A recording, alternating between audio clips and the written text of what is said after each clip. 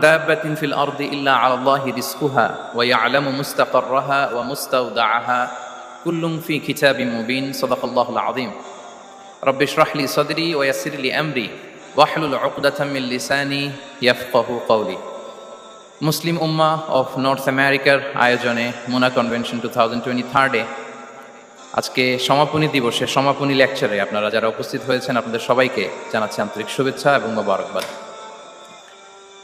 শুরুতে আমরা আল্লাহ রাব্বুল ইজ্জা ওয়াল জালালের দরবারে শুকরিয়া জানাই, যিনি আমাদেরকে 3 দিন ব্যাপী কনভেনশনের শেষ দিন পর্যন্ত সুস্থভাবে উপস্থিত হয়ে প্রোগ্রামকে সাফল্যমণ্ডিত করবার সুযোগ করে দিয়েছেন। আমরা পড়ছি আলহামদুলিল্লাহ। অন্তরের অন্তঃস্থল থেকে অর্গানাইজিং কমিটিকে শুভেচ্ছা জানাই এবং মিডিয়া, প্রেস, ভলান্টিয়ার্স যারা আপনারা এসেছেন সবাইকে আন্তরিক শুভেচ্ছা জানিয়ে শুরু করছি। যেই টপিকটি নিয়ে আজকের এই মুনা কনভেনশন 23rd লাস্ট সেশনে আমি আলোকপাত করতে চাই সেটি হচ্ছে the concept of risk in Islam. Risk নিয়ে আমাদের অনেকের কিছু মিসকনসেপশন আছে। আমি চাইবো এই স্বল্প সময়ে রিজিকের ব্যাপারে একটি ধারণা আপনাদেরকে দিতে, আপনাদের আইডিয়াটা যাতে ক্লিয়ার থাকে, কনসেপ্ট যাতে ক্লিয়ার থাকে। প্রিয় ভাই এবং বোনেরা, আমরা অনেকে, সবাই না, অনেকে মনে করি যে রিস্ক হচ্ছে যেটা আমরা খাই, এটা রিজিক, অথবা যে অর্থ আমরা উপার্জন করি এটা রিজিক। আমাদের অনেকের ধারণা। আসলে রিজিকের ব্যাপারে আমাদের ধারণাটা পূর্ণাঙ্গ নয়, এর বাইরেও অনেক কিছু আছে। রিস্কের বাংলা হচ্ছে জীবন উপকরণ, ইংরেজিতে বলে সাস্টেনেন্স বা প্রভিশন। অর্থাৎ জীবন পরিচালনায় একটা মানুষের যা যা লাগে তা সবই রিস্ক। শুধু আমরা যেটা খাই, যেটা উপার্জন করি, শুধু এতটুকুই রিস্ক নয়, এটা অনেক ওয়াইডার সেন্সে আমাদেরকে চিন্তা করতে হবে। আমরা আমাদের পুরো জীবন জুড়ে যা পাই, যা খাই, যা অর্জন করি, যেটা লাভে ধন্য হই, সবটাই রিস্ক। আমরা অনেকে যে বুঝি যেটা আমরা খাই, যেটা উপার্জন করি এটা রিস্ক, এটা যে একেবারেই রিস্ক নয় সেটা নয়, তবে এটা আংশিক সত্য, এটাও রিস্ক।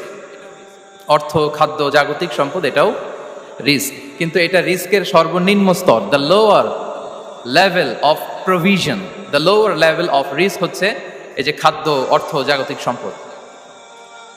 রিজিকের সর্বনিম্ন স্তর হচ্ছে এটা। আর রিজিকের সর্বোচ্চ স্তর হচ্ছে ফিটনেস। সুবহানাল্লাহ বিহামদি। আমরা অনেকে এটাকে নেগলেক্ট করি, গুরুত্ব দেই না, কিন্তু এটাই রিজিকের সর্বোচ্চ স্তর, ফিটনেস। আপনি ফিট থাকা, অর্থাৎ ফিজিক্যাল অ্যান্ড মেন্টাল ফিটনেস, শারীরিক এবং মানসিক সুস্থতা, এটা রিজিকের সবচাইতে উচ্চতম স্তর, the higher stage of risk, provision, sustenance, fitness, সুস্বাস্থ্য, শারীরিক এবং মানসিক সুস্থতা। কারণ আমাদের স্বাস্থ্য যদি ভালো না থাকে, ফিজিক্যালি মেন্টালি যদি আমরা ফিট না হই, পৃথিবীর সব নেয়ামত আমার পায়ের সামনে হাজির করলেও আমি কিছুই উপভোগ করতে পারবো না। এজন্য এইটা সবচাইতে বড় রিস্ক। এবং রাসূলুল্লাহ সাল্লাল্লাহু আলাইহি ওয়াসাল্লাম তিনি বলেছেন যে নি'মাতান মাগবুনুন ফীহিমা কাসীরুম মিনান নাস, আস-সিহহাতু ওয়াল ফারাগ। দুটি নিয়ামত আছে যে দুটি নিয়ামতের ব্যাপারে মানুষ খুবই গাফেল, উদাসীন, গুরুত্ব দেয় না। তার মধ্যে একটা হচ্ছে আস-সিহহা, সুস্বাস্থ্য, আর একটা হচ্ছে আল ফারাগ, অবসর।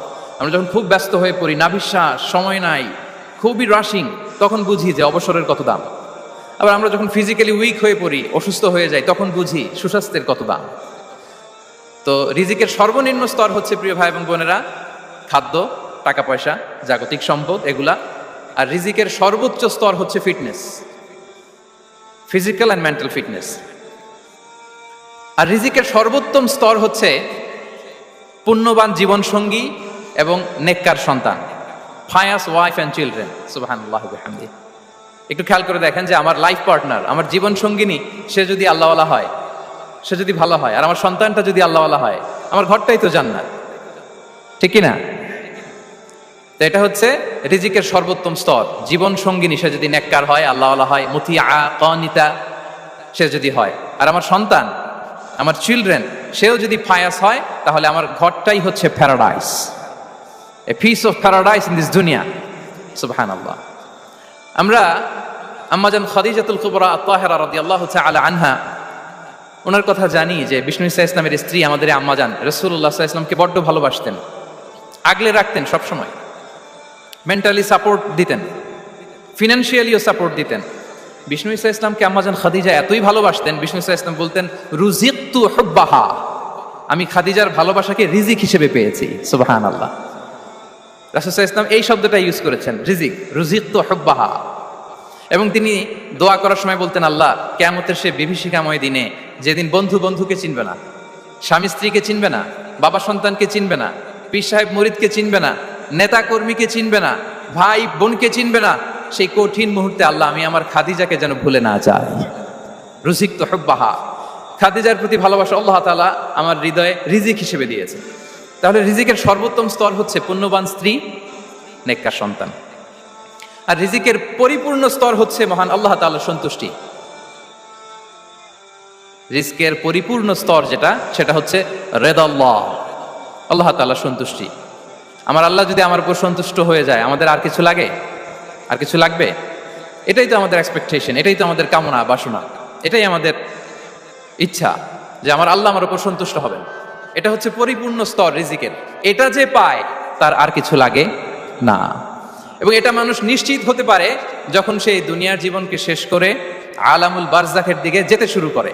তখন তাকে বলা হয়, ইয়া আইয়াতুহান নাফসুল মুতমাইন্না ইরজিই ইলা রাব্বিকি রাদিয়াতাম মারদিয়া ফাদখুলি ফি ইবাদি ওয়াদখুলি জান্নাতি। হে প্রশান্ত আত্মা, হে প্রশান্ত আত্মা,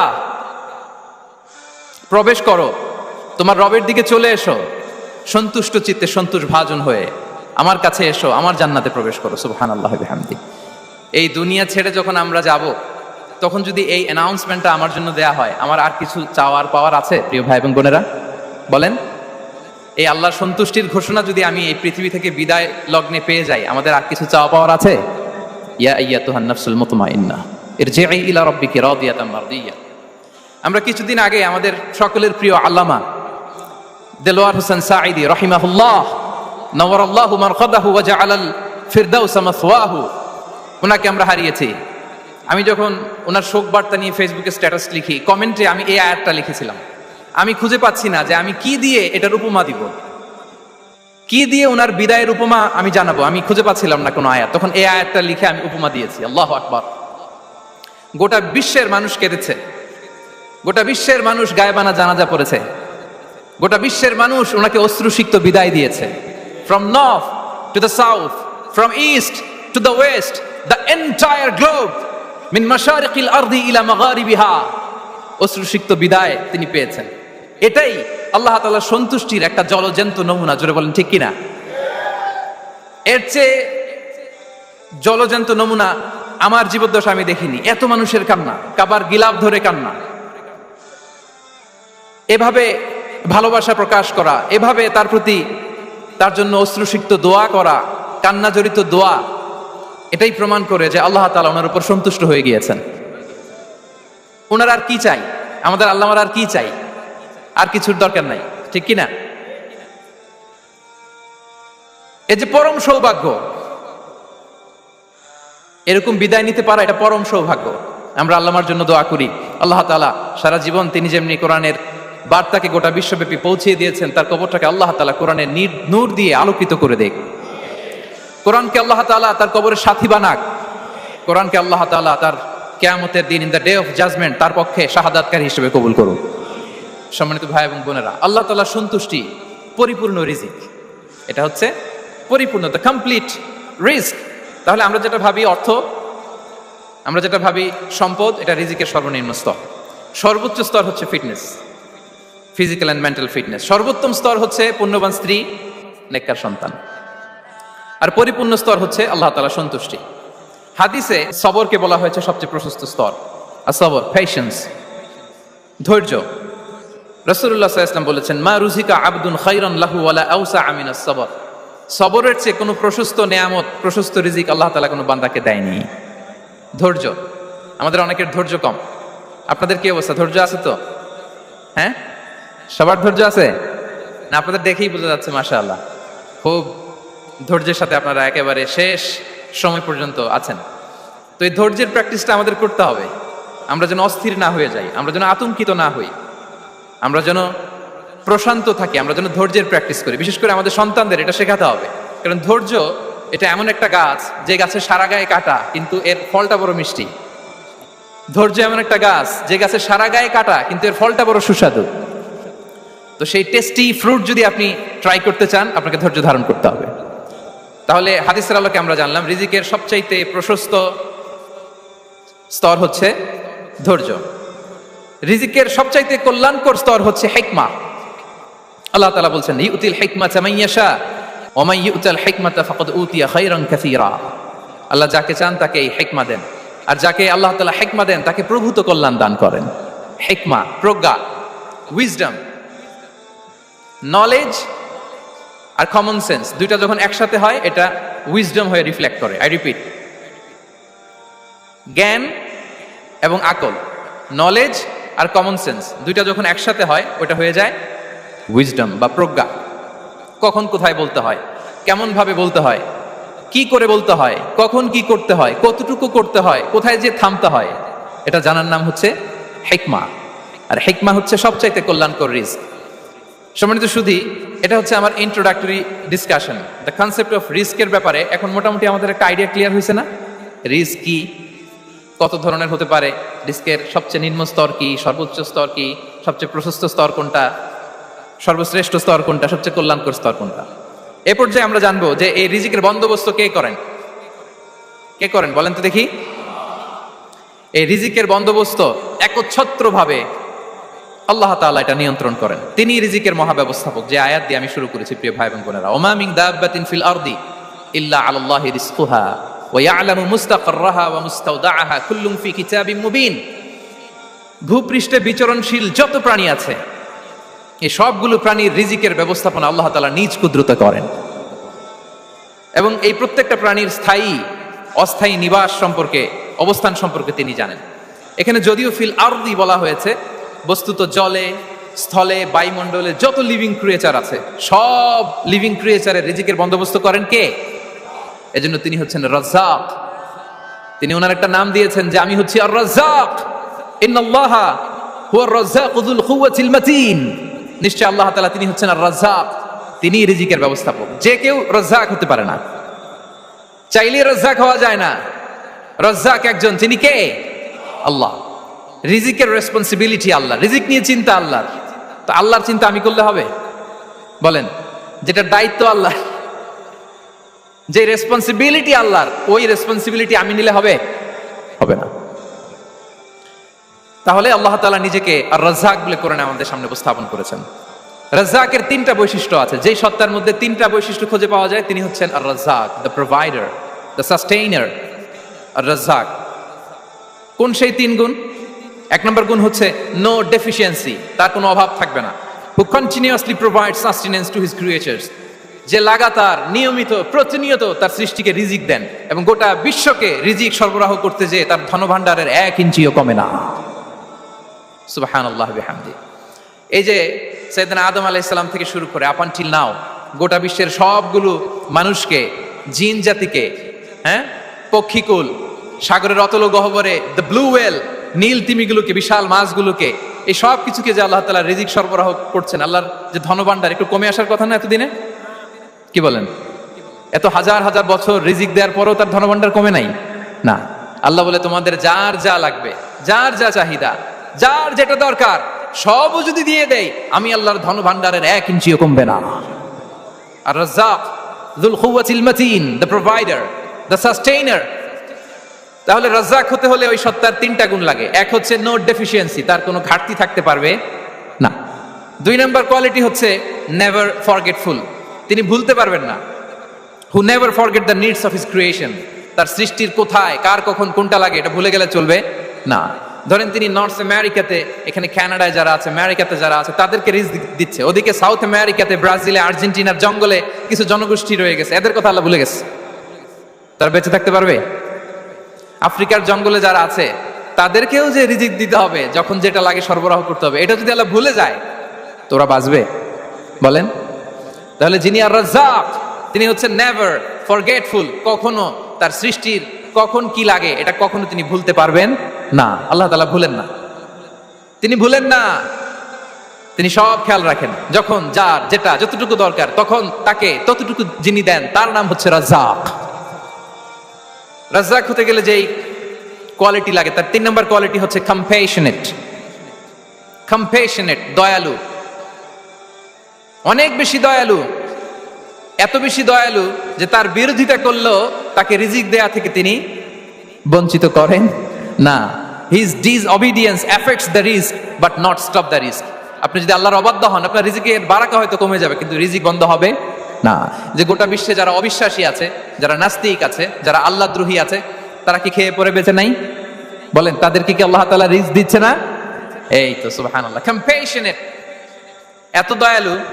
তার যারা বিরোধী, তাকে যারা গালি দেয়, তাকে যারা বিশ্বাস করে না, তাকে যারা সেজদা দেয় না, তিনি তাদেরকেও খাওয়ায়, তিনি তাদেরকেও সুস্থ রাখে, তিনি তাদেরকেও হাত খুলে দান করে। আল্লাহু আকবার। আর রাজ্জাক, ইন্নাল্লাহা হুয়া রাজ্জাকু যুল কুওয়াতিল মাতিন। তাহলে এই তিনটা গুণ থাকতে হবে রাজ্জাক হতে হলে: no deficiency, never forgetful, compassionate. এবং আল্লাহ তাআলা বলছেন, আম্মান হাযাল্লাযী ইয়ারযুকুকুম ইন আমসাকা রিজকা বাল লাজ্জু ফি উতুওয়িন ওয়া নুফুর। সূরাতুল মুলক আল্লাহ বলেছেন যে তিনি যদি রিস্ক বন্ধ করে দেয়, তাহলে এই রিস্ক তোমাদেরকে কে দিবে? আছে কেউ দেয়া? সূরা মুলকের শেষ আয়াতে আল্লাহ বলেছেন যে তোমরা যে সুমিষ্ট পানি খেয়ে বেঁচে আছো, এটা যদি একেবারে জমিনের অতল গহ্বরে আমি নিয়ে যাই, কে এনে দিবে তোমাদেরকে পানি? কে এনে দিবে সুমিষ্ট পানি? এজন্য বিষ্ণু ঈসা ইসলাম পানি খেয়েই তিনি পড়তেন, আলহামদুলিল্লাহিল্লাযী জাআলা হাযাল মাআ আযবান ফুরাতান বিরাহমাতিহি ওয়া লাম ইয়াজআলহু মিলহান উজাজান লিযুনুবিনা। পানি খেয়েই তিনি বলতেন প্রশংসা আল্লাহর, যে আল্লাহ তার অসীম দয়ায় এই পানিকে সুমিষ্ট করেছেন, আমাদের পাপের কারণে এই পানিকে তিনি লবণাক্ত করে দেন নাই। সুবহানাল্লাহ। ইন্নাল্লাহা হুয়া রাজ্জাকু যুল কুওয়াতিল মাতিন। তিনি হচ্ছেন রাজ্জাক। এজন্য সম্মানিত ভাইরা, রিজিক নিয়ে আজকে থেকে টেনশন বন্ধ করে দিতে হবে। আমাদের কাজ হচ্ছে চেষ্টা করে যাওয়া, প্রাণান্তকর প্রচেষ্টা করা, আমাদের রোলটা আমরা প্লে করব, কিন্তু রিজিকের ফয়সালা করবে একজন, তিনি কে? ইন্নাল্লাহা হুয়া রাজ্জাকু যুল কুওয়াতিল মাতিন। এটা নিয়ে চিন্তিত হওয়ার কিছু নাই প্রিয় ভাই এবং বোনেরা। আমরা আমাদের মায়ের পেটে থাকতেই এটা ফিক্স হয়ে গিয়েছে। আমরা যখন মায়ের পেটে ছিলাম, ইন্না আহাদাকুম ইজমাউ খালকুহু ফি বাতনি উম্মিহি 40 ইয়াওমান সুম্মা ইয়াকুনু আলাকাতান মিসলা যালিক সুম্মা ইয়াকুনু মুদগাতান মিসলা যালিক। আমরা যখন মায়ের পেটে ছিলাম 40 দিনে আমরা নুতফা স্টেজে ছিলাম, 40 দিন আমরা আলাকা স্টেজে ছিলাম। আমার মায়ের জরায়ুর দেয়ালে আমি লেপ্টে ছিলাম। 40 দিন আমরা ছিলাম এ ভেরি লিটল ফ্ল্যাশ, একটা ছোট্ট গোশতের টুকরা। এরপর আল্লাহ তাআলা ফায়ুরসালু ইলাইহিল মালাক, মায়ের পেটে একজন ফেরেশতা পাঠালেন। ফায়ানফুখু ফিহির রূহ, he breathed into him the spirit, তিনি রূহের ফুৎকার দিলেন।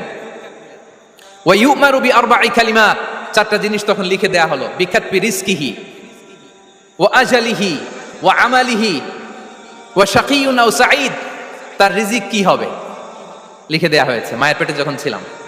আপনারা তো এখন চিন্তা করতেছেন, চিন্তিত, কিন্তু মায়ের পেটে থাকতে আল্লাহ তাআলা এই রিজিককে ফিক্স করে দিয়েছেন। সুবহানাল্লাহি ওয়া বিহামদিহি। এবং যে রিজিক আমি আমার মায়ের পেটে থাকতেই আল্লাহ তাআলা লিখে দিয়েছেন, সেই রিজিক ভোগ না করে আমি কোনোদিন মরবো না। বিষ্ণু ইসলাম আমাদেরকে জানিয়েছেন, তোমার জন্য যে রিজিকের বন্দোবস্ত, যেই অ্যালটমেন্ট আছে, সেটা ভোগ না করে, উপভোগ না করে তুমি মরবে না। এবং সেটা আপনি উপভোগ করবেন, আপনার কাছেই আসবে। ধরুন আপনারা যে ফল আমেরিকাতে খান, এটা কি আমেরিকায় চাষ হয় ফল, নাকি কানাডা মেক্সিকো থেকে আসে? কোত্থেকে আসে? কোত্থেকে? এখানেই হয়, আবার বাইরে থেকেও আসে। Okay fine. লেটস সে আপনি যেই অ্যাপেলটা দিয়ে আজকে ব্রেকফাস্ট করলেন, যে অ্যাপেলটা আপনি খেলেন, এটা মেক্সিকো থেকে এসেছে। ওই অ্যাপেলটা যখন কুড়ি অবস্থায় ছিল, মুকুল অবস্থায় ছিল, তখনই ওটার মধ্যে আপনার নাম লেখা। এর মধ্যে কত পাখি এসে ওই গাছে বসেছে, কত মুকুল নষ্ট করেছে, ওইটা নষ্ট করে নাই, কারণ ওইটা আপনি খাবেন। ওইটা পুষ্ট হয়ে সুন্দর একটা ফল হয়ে ইম্পোর্টেড হয়ে এটা আমেরিকাতে আসলো, আমেরিকার বাজারে। অনেক মানুষ ওই ফলটা সুপার মার্কেটে যে ধরে চড়ে নেড়ে আবার রেখে দিয়ে চলে গেছে, নেয় নাই। ওইটা সে খাবে না, কারণ ওইটা আপনার রিজিকে লেখা। ওই ফল আপনি নিয়ে আসলেন, বাসায় অনেকে অ্যাপেল খাচ্ছে, কিন্তু ওই অ্যাপেলটা খাবে না, কারণ এটা কে খাবে? সুবহানাল্লাহ পড়তে পারলেন না মজা করে? আল্লাহু আকবার। আপনার জন্য যে রিজিক নির্ধারিত, এটা আপনিই খাবেন। এর মধ্যে আপনি মরে যেতে পারতেন, বাসা থেকে অন্য কোথাও চলে যেতে পারতেন, কিন্তু না, মরবেনও না, অন্য কোথাও যাবেনও না ওইটা খাওয়ার আগে। This is the essence of risk, this is the essence of provision, sustenance. ইন্নাল্লাহা হুয়া রাজ্জাকু যুল কুওয়াতিল মাতিন। মায়ের পেটে থাকতে নির্ধারিত, ওই ফল কেউ টাচ করবে না up until you try it. This is risk. এই কথাটাই বিষ্ণু ঈসা ইসলাম খুব সুন্দর করে বলেছেন, লা তামুতু নাফসুন হাত্তা তাস্তাকমিলা রিজকাহা। অন্য বর্ণনায় এসেছে লা তামুতু নাফসুন হাত্তা তাস্তাউফিয়া রিজকাহা। মানুষের জন্য যে রিজিকের বরাদ্দ সেটা উপভোগ না করে, সেটা না খেয়ে ওই মানুষ এই দুনিয়া থেকে বিদায় নিতে পারে না। তাহলে আমার রিজক ভোগ না করে আমি মরবো না, এবং এটা যেহেতু আপনার জন্য নির্ধারিত, এটা আপনি পাবেনই। এখন এটা কি হালাল পন্থায় আপনি পাবেন না হারাম পন্থায় পাবেন, দ্যাট ইজ ইউর ডিসিশন। আপনার রিজক আপনার কাছে আসবে, এটা নির্ধারিত না অনির্ধারিত বলেন তো? আমি সবার কাছ থেকে শুনবো, রিজক কি নির্ধারিত না অনির্ধারিত? ফিক্সড, নির্ধারিত। ফর এন এক্সাম্পল, ধরুন আপনি সারা জীবনে 1 কোটি টাকা ইনকাম করবেন। কয় কোটি? 1 কোটি টাকা ইনকাম করবেন, এটা নির্ধারিত, আল্লাহ তাআলা ফিক্স করে ফেলেছেন, এটা আল্লাহর সিদ্ধান্ত। কিন্তু এই 1 কোটি হালাল পন্থায় আপনি উপার্জন করবেন না হারাম পন্থায়, এটা আপনার সিদ্ধান্ত। So now the decision is years. যদি আপনি পরিশ্রমী হন, যদি আপনি সৎ পথ অবলম্বন করেন, তাহলে ওই 1 কোটি আসবে আপনার কাছে, কিন্তু হালাল পন্থায়। আর যদি আপনি হালাল হারাম মিক্স করেন, টেবিলের উপর দিয়েও নেন নিচ দিয়েও নেন, আসবে কিন্তু 1 কোটি। আসবে কয় কোটি? কথা বোঝে নাই বোধহয়। টেবিলের নিচ দিয়েও যদি নেন, সারা জীবনে আপনি পাবেন কত? 1 কোটি। So now the decision is years. সিদ্ধান্ত আপনার, হালাল পন্থায় উপার্জন করবেন না হারাম পন্থায়। বলেন হালাল না হারাম? হারামের সাথে আমাদের কোনো সম্পর্ক? হারামকে আমরা এই কনভেনশন সেন্টার থেকে না বলে দিলাম, আওয়াজ করে বলুন নো। হারামের সাথে আমাদের কোনো সম্পর্ক? আল্লাহ তাআলার দেয়া বরাদ্দ রিজক আমরা হালাল পন্থায় উপার্জন করবো ইনশাআল্লাহ। বলেন। তাহলে মায়ের পেট থেকে নির্ধারিত হয়ে গেল, আমারটা আমি পেলাম, হালাল ভাবে আমি নিব। আরেকটা জিনিস মনে রাখতে হবে যে কেউ কারো রিজিকে ভাগ বসায় না, কেউ না। আমরা অনেকে মনে করি যে আমি ওকে দিলাম, ওকে খাওয়াইলাম, আমি বোধহয় খাওয়াইলাম। না, সে আপনারটা খায় নাই, সে তার রিজিকই খেয়েছে। আমাদের ঘরে আমাদের বন্ধু বান্ধব আসে, অনেক সময় আমাদের ঘরে অনেক সময় অতিথি আসে, তাদেরকে আমরা আপ্যায়ন করি, তাদেরকে খাওয়াই। আসলে সে আমারটা খায় না, সে কারটা খায়?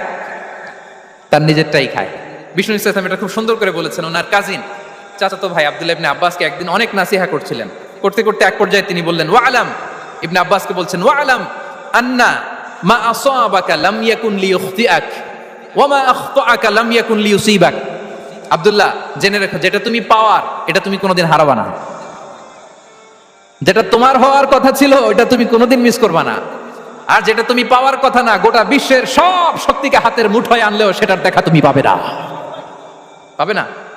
ওয়া আলাম আন্না মা আসাবাকা লাম ইয়াকুন লিইখতিআক ওয়া মা আখতাআকা লাম ইয়াকুন লিইউসিবাক রুফিআতিল আকলাম ওয়া জাফফাতিস সুহুফ। আব্দুল্লাহ, রিজিক নিয়ে চিন্তিত হয়ো না, রিজিক নিয়ে পেরেশান হয়ো না। প্লে ইউর রোল, রিজিক ইজ ফিক্সড। যেটা তুমি পাওয়ার তুমিই পাবা, যেটা তুমি পাওয়ার কথা না, চেষ্টা করেও সেটা তোমার কাছে আসবে না। সম্মানিত সুধী, এ পর্যায়ে আমরা জানবার চেষ্টা করব যে কিসে রিজিক বাড়ে, কি করলে রিজিকে ভরপুর বারাকা হয়, রিজিকের চাবিকা ঠিক কোথায়, কোন পথে চললে রিজিকে ভরপুর বারাকা হবে, আমার জীবনে বরকত নেমে আসবে রিজিকে।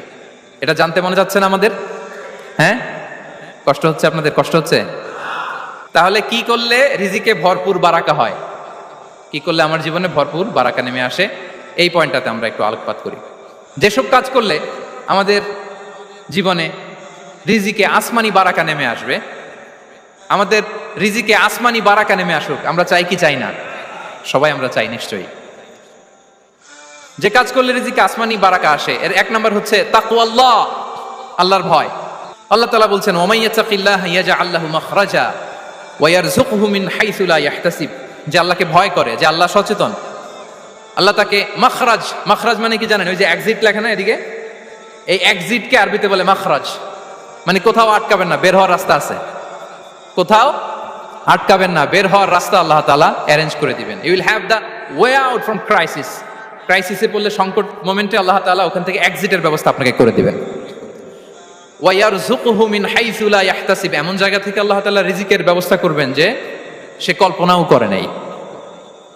এরকম অনেক সময় হয় না যে আমি ভাবিও নাই যে এখান থেকে আমার রিজিকের বন্দোবস্ত হতে পারে, কোত্থেকে যে রিজিক চলে আসলো। এরকম জীবনে মাঝে মাঝে হয় কি হয় না? ব্যবস্থা করেন কে? যারা আল্লাহ তাআলাকে ভয় করে, যারা আল্লাহ সচেতন, তাদেরকে আল্লাহ তাআলা স্পেশাল রিজিক দিয়ে ধন্য করেন। তাকওয়াল্লাহ। পুরো কোরআনের মূল শিক্ষা কি? পুরো ইসলামের এসেন্স কি, জিস্ট কি, সারাংশ কি যদি আমাকে জিজ্ঞেস করা হয়, আমি বলবো তাকওয়াল্লাহ, আল্লাহর ভয়, আল্লাহ সচেতনতা। Allah is watching me, Allah is observing me. আল্লাহ তাআলা আমায় দেখছেন। আমি যাই করি না কেন, দরজা বন্ধ করে, জানালা বন্ধ করে, সব বন্ধ করেও যদি করি, পৃথিবীর সবার চোখ ফাঁকি দেয়া গেল, আল্লাহর চোখ ফাঁকি দেয়া যায়? পুলিশের চোখ ফাঁকি দেয়া যায়, সিকিউরিটির চোখ ফাঁকি দেওয়া যায়, আমার সাথে বন্ধুদের চোখ ফাঁকি দেয়া যায়, ফাঁকি দেয়া যায় না একটা মহান সত্তার চোখ। তিনি কে?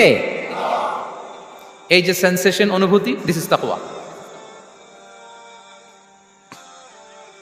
এই অনুভূতিটার নামই হচ্ছে তাকওয়া, যে আমি যাই করি, যেভাবে করি, যখন করি, কেউ দেখে না, কিন্তু দেখে কে? কেউ যেটা দেখে না সেটা দেখে কে? দিস ইজ তাকওয়া। এই তাকওয়ার চর্চা যার মধ্যে আছে, তার রিজিকে বারাকা নেমে আসবে। আমরা যেন তাকওয়ার চর্চা করি, আমাদের ছেলে মেয়েদের জন্য এটা শেখাই যে কেউ দেখে না বাবা, কিন্তু আল্লাহ দেখে। ছোটবেলা থেকে যদি আমাদের সোনামণিদের ব্রেইনে এই তাকওয়াল্লাহ নামের এই সফটওয়্যারটা ইনস্টল করে দেই, আর কোনোদিন সে বিপদগামী হবে না, পথচ্যুত হবে না। ওই ছেলেকে দিয়ে আর পৃথিবীতে অন্যায় করানো যাবে না, সে পাপ কাজ করবে না, সে অন্যায় কাজ করবে না, সে অন্যের রাইটস নষ্ট করবে না, সে দুর্নীতি করবে না, সে ঘুষ খাবে না, সে সুদ খাবে না। শুধু দুর্নীতি দমন কমিশন দিয়ে দুর্নীতি বন্ধ করা যায় না, এই তাকওয়া আল্লাহর সফটওয়্যার ইনস্টল করে দিতে হবে। তাহলে এক নম্বর হচ্ছে তাকওয়া। আল্লাহর ভয় যেন আমরা আমাদের হৃদয়ে রাখি। যাদের হৃদয়ে আছে আল্লাহর ভয়, তারা কভু পথ ভুলে যায় না। কি অসাধারণ কথা! তাহলে এক নম্বরে তাকওয়া আল্লাহ। দুই নম্বর আত-তাওয়াক্কুল আলাল্লাহ, to put your trust on Allah, to depend on Allah. আল্লাহর উপর ভরসা রাখা। আমরা ভরসা রাখি কার উপর? আওয়াজ করে বলুন, কার উপর? আমরা আমাদের ভরসা রাখি আল্লাহর উপর, কার উপর ভরসা রাখি না, ভরসা একজনের উপর। বিষ্ণু ইসা ইসলাম বলেছেন, লাউ আন্নাকুম তাওয়াক্কালুনা আলাল্লাহি হাক্কা তাওয়াক্কুলিহি লা রাযাকাকুম কামা ইয়ারযুকুত তায়র তাগদু খিমাসান ওয়া তারুহু বিতানান। পাখি যেমনি আল্লাহর উপর তাওয়াক্কুল করে, তোমরা যদি এমনি তাওয়াক্কুল করতে পারো, তাহলে পাখিকে আল্লাহ যেমনি রিজিক দেয়, তোমাদেরকে আল্লাহ তাআলা তেমনি রিজিক দিবেন। পাখি কি করে ভাই? সকালবেলা তার বাসা থেকে কিচির মিচির রবে, হ্যাঁ, দিক বিদিক ছুটে বেড়ায়, ছুটতে থাকে মাইলকে মাইল। আবার বিকেল বেলায় গোধূলি লগ্নে তার বাসায় এসে ফিরে আসে। ওই পাখিটাকে আল্লাহ তাআলা উদর পূর্তি করে তার নিড়ে ফিরিয়ে দেয়। তাহলে ইসলামে পাখিকে তাওয়াক্কুলের মডেল হিসেবে উপস্থাপন করা হয়েছে। কাকে? পাখিকে। এবার খেয়াল করে দেখেন তো, পাখি কি করে? সকালবেলা ঘরে বসে বসে তাওয়াক্কুল করে নাকি? কথা কি বুঝতেছেন? পাখি তার নিড়ে বসে হাত গুটিয়ে আল্লাহর উপর তাওয়াক্কুল করে, এরকম না? এই হাদিস থেকে কি বোঝা গেল? কিভাবে করে বলতে হবে, বলেন তো একজন সাহস করে। কিভাবে করে? বের হয়ে যায়, রিজিকের সন্ধানে সে বের হয়ে যায়, দিক বিদিক ছুটে বেড়ায়। বিকেল বেলা ওদর পূর্তি করে আল্লাহ তাআলা পাখিটাকে নিড়ে ফিরিয়ে দেয়। সো পাখিকে তাওয়াক্কুল হিসেবে, তাওয়াক্কুলের মডেল হিসেবে বিষ্ণু ইসা ইসলাম সেট করলেন এজন্য যে পাখি তার রোলটা প্লে করে, তারপরে সে রিজিক পায়। এটা হচ্ছে রিজিকের এসেন্স, যে আমাদের রোলটা আমাদের প্লে করতে হবে, আমাদেরকে আমাদের চেষ্টাটুকুন করতে হবে, তারপরে আল্লাহ তাআলার উপর আমরা ভরসা করব। ইসলামে তাওয়াক্কুল is always at the second stage. The first stage is your role, your effort, your precaution, তারপরে হচ্ছে তাওয়াক্কুল। তাহলে বলেন, ইসলামে আগে তাওয়াক্কুল না পরে তাওয়াক্কুল? পরে। ইকিলহা সুম্মা তাওয়াক্কাল আলাল্লাহ। এক সাহাবী বলেন, ইয়া রাসূলুল্লাহ, আমার ওটের রশিটা গাছে বেঁধে তারপরে তাওয়াক্কুল করব না ছেড়ে দিয়ে তাওয়াক্কুল করব? বিষ্ণু ইসলাম বলেন, ইকিলহা সুম্মা তাওয়াক্কাল আলাল্লাহ। আগে গাছের মধ্যে রশি দিয়ে টাইট করে বাঁধো, তারপরে তাওয়াক্কুল করো। সুবহানাল্লাহি বিহামদি। তাহলে এইরকম তাওয়াক্কুল যদি করা যায় পাখির মতো, আপনার রিজিকের কোনো অভাব হবে না। কিন্তু আমাদের সমস্যা যেটা, প্রিয় ভাই এবং বোনেরা, আমরা আমাদের অলসতা, অপারগতা, আমাদের কি বলবো, হীনমন্যতা, আমাদের কর্মহীনতাকে তাওয়াক্কুল বানিয়ে নিয়েছি। বুঝতে পেরেছেন? আমরা আমাদের অলসতাকে বানিয়েছি কি? তাওয়াক্কুল। আমাদের কর্মহীনতাকে বানিয়েছি কি? তাওয়াক্কুল। আমরা কি করি? আমরা বলি আল্লাহর উপর ভরসা করলাম, নিজে কিছু না করে। কি বলে আমাদের বাংলা একটা কথা বলে, যা করে আল্লাহ।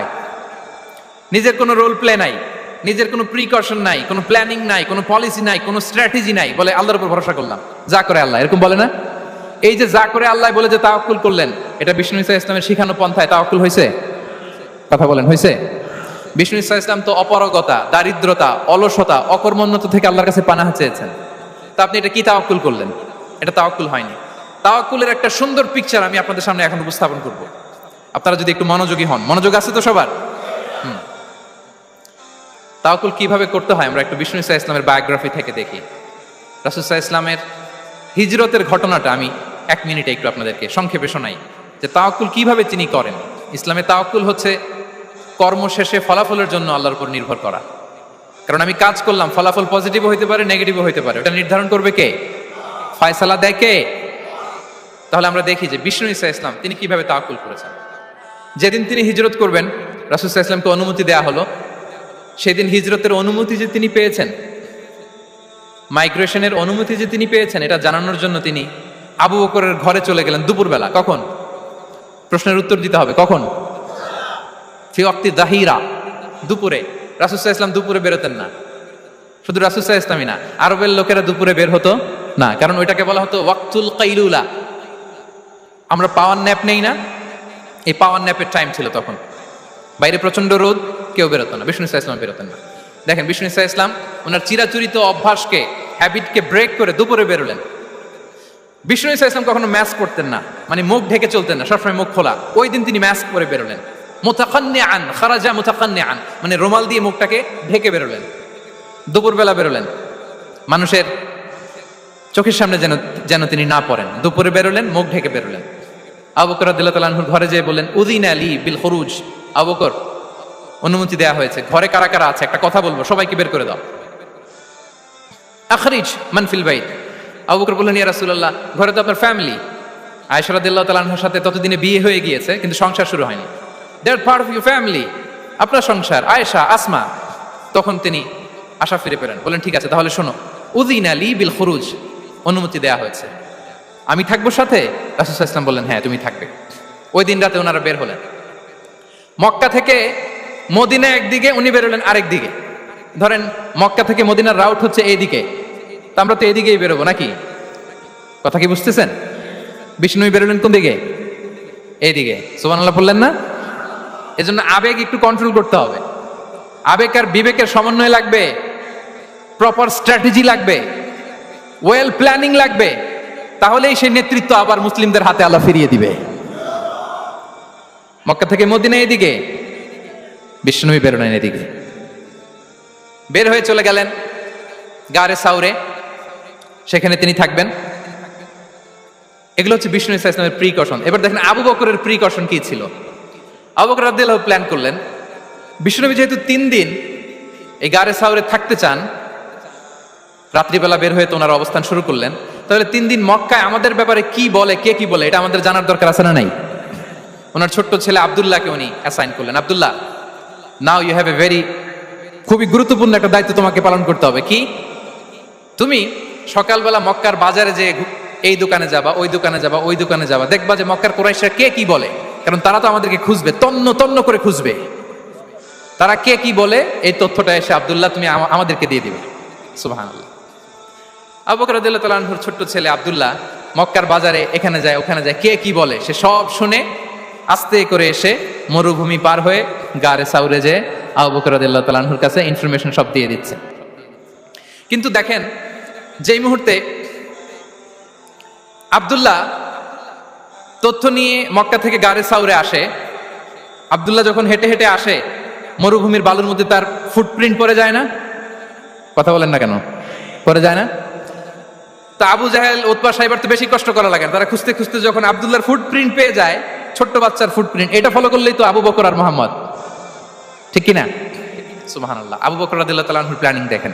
তিনি যেমনি ছোট্ট আব্দুল্লাহকে ইনফরমেশন গ্যাদার করার জন্য সেট করলেন, তিনি ওনার একটা রাখালকে সেট করলেন, তার নাম হচ্ছে আমির ইবনে ফুহায়রা। আমির ইবনে ফুহায়রাকে তিনি অ্যাসাইন করে বললেন, আমির, আব্দুল্লাহ যখন সকালবেলা আমাদেরকে ইনফরমেশন দিয়ে চলে যাবে, তুমি আমার ছাগলগুলোকে এনে মরুভূমির এই জায়গায় একটু চালাবা। তাহলে ওইখানে আর আব্দুল্লাহর ছোট্ট বাচ্চার ফুটপ্রিন্ট থাকবে না, ওখানে আমার ছাগলগুলোর ফুটপ্রিন্ট থাকবে। সুবহানাল্লাহ। এত আসতে বললে হবে? আল্লাহু আকবার, আল্লাহু আকবার, আল্লাহু আকবার। কি প্রিকশন নিয়েছেন ওনারা বিশ্বনবী ইসলামকে সেফটি দেওয়ার জন্য। আমের, আব্দুল্লাহ চলে যাবে, তোমার ডিউটি শুরু। আব্দুল্লাহর একটা ফুটপ্রিন্টও যেন না থাকে, ওখানে ছাগল চড়াবা। শুধু তাই নয়, আব্দুল্লাহ ইবনে উরাইকিত নামে একজন গাইড ভাড়া করলো আবু বকর। যিনি মক্কা থেকে মদিনায় তাদেরকে নিয়ে যাবে, কিন্তু ক্যারাভান কাফেলা যেই পথে চলে ওই পথে নয়, সাওয়াহিলি পথে একটা আনইউজুয়াল আননোন রাউট ধরে ওনার মক্কা থেকে মদিনায় যাবে। নিয়ে যাচ্ছে সর্বশেষে সে যখন দেখাই দিল যে এখান থেকে সোজা চলে গেলে আপনারা মদিনায় চলে যাবেন, বিদায়।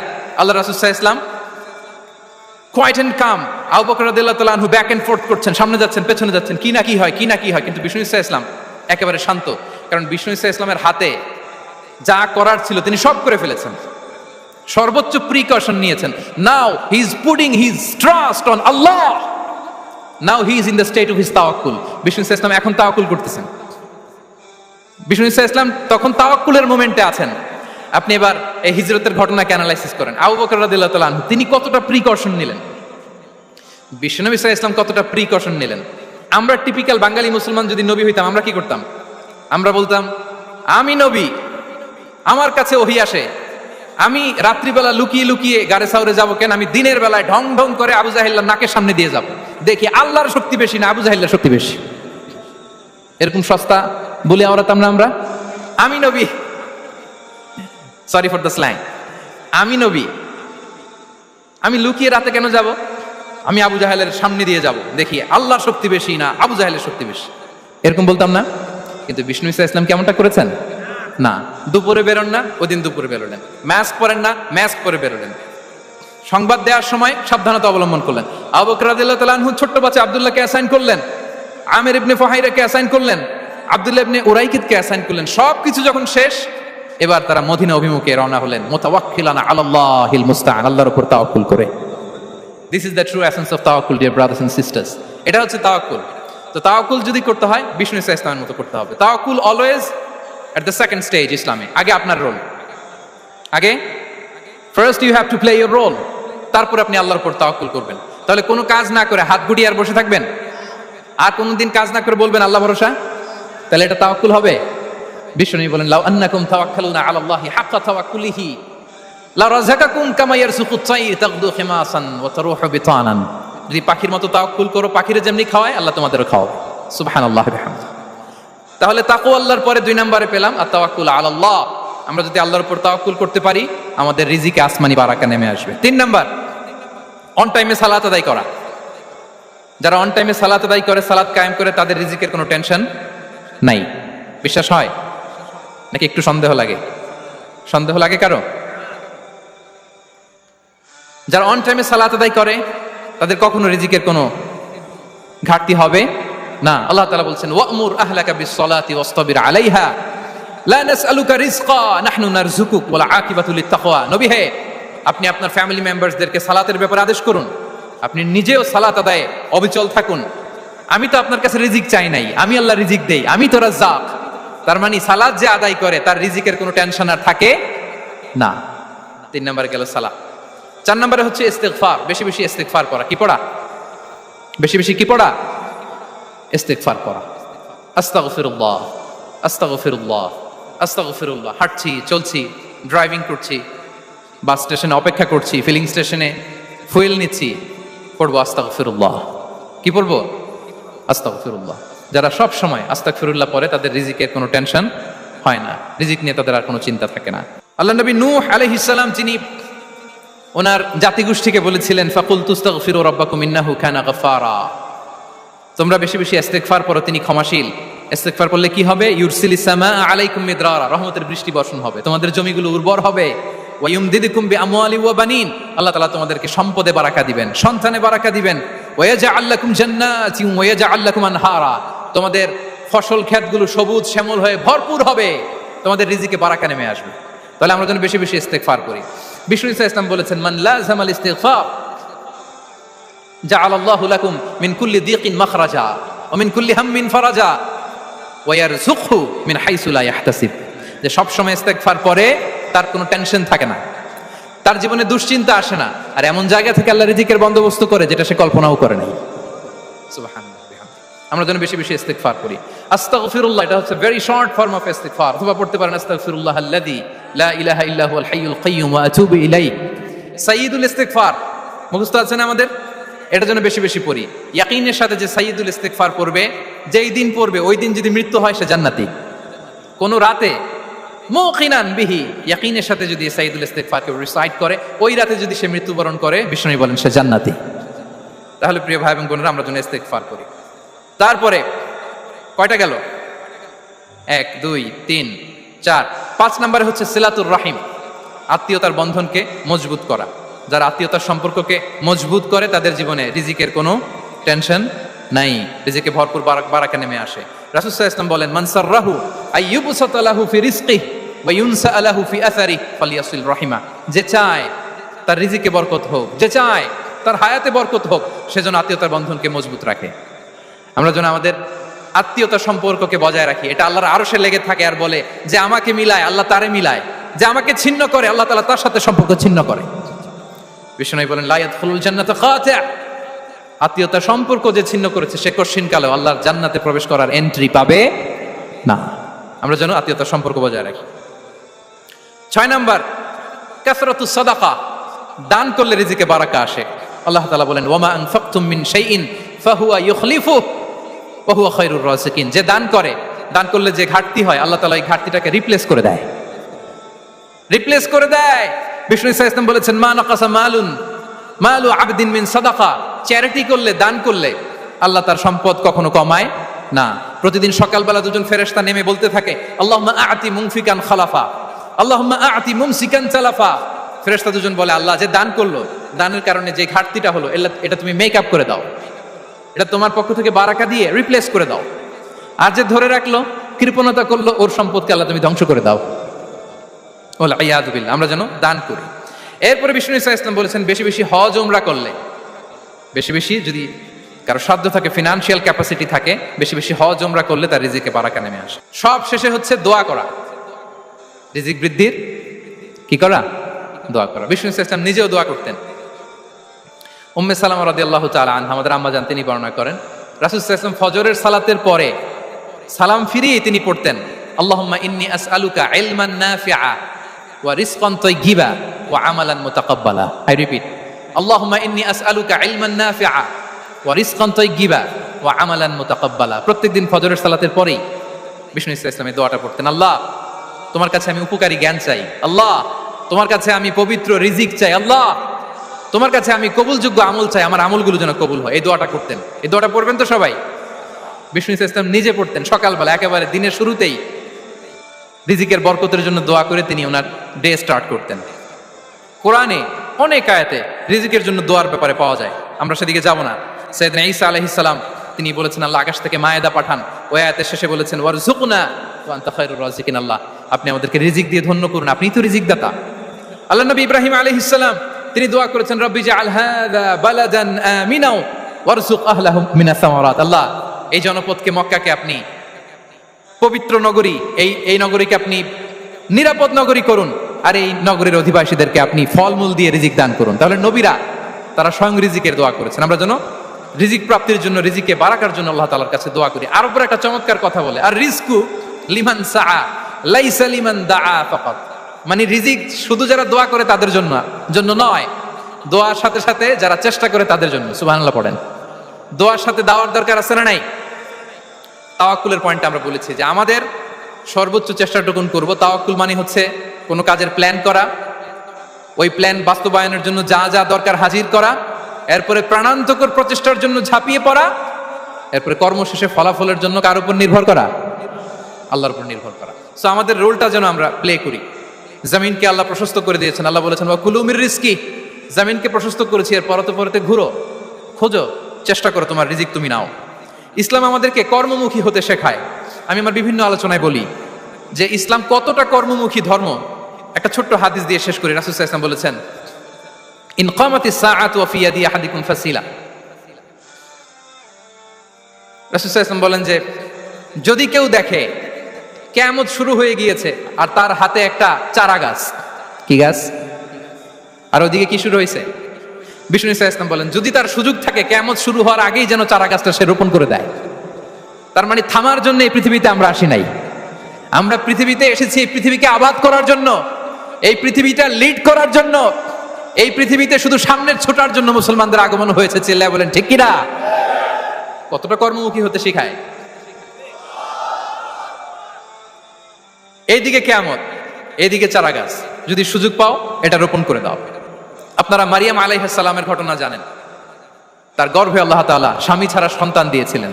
ঈসা আলাইহিস সালাম ভূমিষ্ঠ হলেন।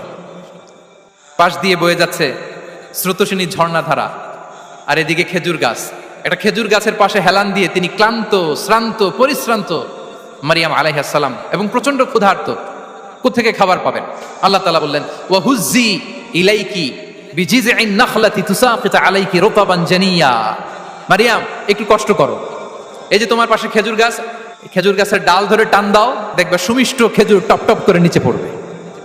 আচ্ছা, আল্লাহ তাআলা চাইলে এমনি অটোমেটিক্যালি খেজুরগুলো নিচে ফেলতে পারতেন না? আওয়াজ করে বলেন, পারতেন কি না? এটা সুন্নাতুল্লাহ ফিল আরদের বিরোধী।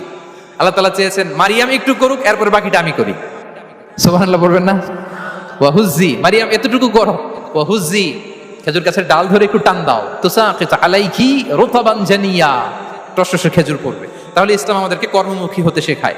মুসা আলাইহিস সালাম লোহিত সাগরের সামনে চাইলে আল্লাহ তাআলা রাস্তা বানিয়ে দিতে পারতেন। আল্লাহ কি বললেন? হ্যাঁ, ওই আঘাতটা আমাদের করতে হবে, আঘাত আমাদেরকে করতে হবে, ওই শ্রম আমাদেরকে দিতে হবে, তারপরে আল্লাহ তাআলার সাহায্য আমাদের জন্য বরাদ্দ থাকবে, ঠিক কিনা? সম্মানিত ভাইরা, এটাই হচ্ছে সুন্নাতুল্লাহ ফিল আরদ, এটাই জামিনে আল্লাহর সিস্টেম, এটাই the law of nature in this universe. এখানে আমাকে প্রচেষ্টা করতে হবে, আমার রোল প্লে করতে হবে, তারপরে আমার রিজিক আমার কাছে আসবে। তাই আমরা যেন কায়মনোবাক্যে রিজিকের বারাকার জন্য আল্লাহ তাআলার কাছে দোয়া করার পাশাপাশি আমাদের রোলটা যেন আমরা প্লে করি, আমাদের রোলটা যেন আমরা প্লে করি, তাহলে আমাদের রিজিকে বারাকা নেমে আসবে। কারণ তিনি যখন বারাকা দিবে ওইটা নিয়ে কুলানো যাবে না। এটা বিশ্বাস হয়? বিশ্বাস হয়? ওয়াল্লাহু ইয়ারযুকু মান ইয়াশা বিগাইরি হিসাব। তিনি যখন দেয়, এমন দেয়া দেয় ওটা আপনি নিয়ে কুলাতে পারবেন না। তো সেই রিজিকের উপযুক্ত যেন আমরা হই, আমরা যেন দোয়ার পাশাপাশি আমাদের প্রচেষ্টা অব্যাহত রাখি, আমাদের প্রিকশন অব্যাহত রাখি, আমাদের কর্মচঞ্চল অ্যাটেম্পটগুলো অব্যাহত রাখি, তাহলে আল্লাহ তাআলা আমাদেরকে রিজিক দিয়ে, ভরপুর রিজিক দিয়ে আমাদেরকে তিনি ধন্য করবেন। হাযা মা ইনদি ওয়াল ইলমু ইনদাল্লাহ আলাইহি তাওয়াক্কালতু ওয়া ইলাইহি উনীব। ওয়াসসালামু আলাইকুম ওয়া রাহমাতুল্লাহি তাআলা ওয়া বারাকাতুহু।